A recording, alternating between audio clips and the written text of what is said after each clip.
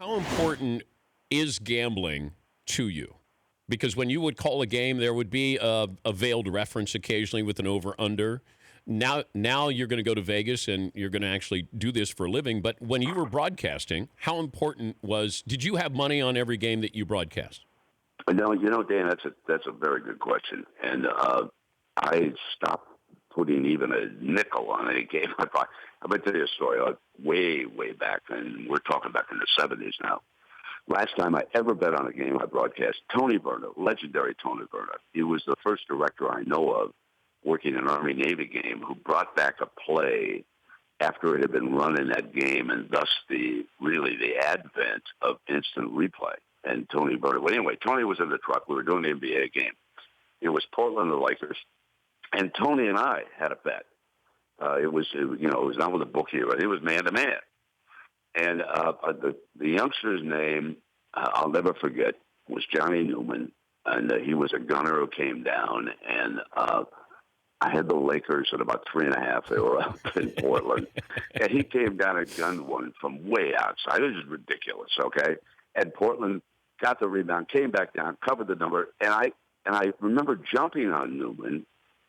And when it was all over, and I had to buy Tony dinner that night, that's what we bet.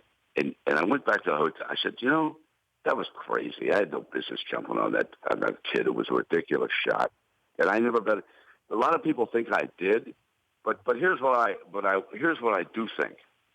I do think it's important to know what it is. Our buddy Al Michaels, he's always aware, and if he's not, George Hill, stats guy for both of us through the decades, he'll hand Al a slip of paper or remind him in commercial what the over-under might be. And I do think that people are interested in that. I do think it's a very, very big part of the growth of the National Football League.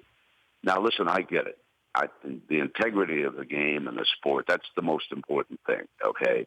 And with what the pros are paid these days in football, basketball, baseball, I don't worry too much about that because I know how much it would take to try and bend somebody to try to fix the game at the time. Colleges, you got to keep a little bit closer eye on because those kids don't get any money. So I don't listen. It's not the most important thing. Anybody listening who thinks it is, to me, no, it's not.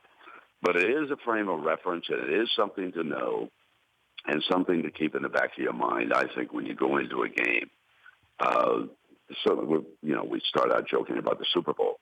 And it is something worth watching.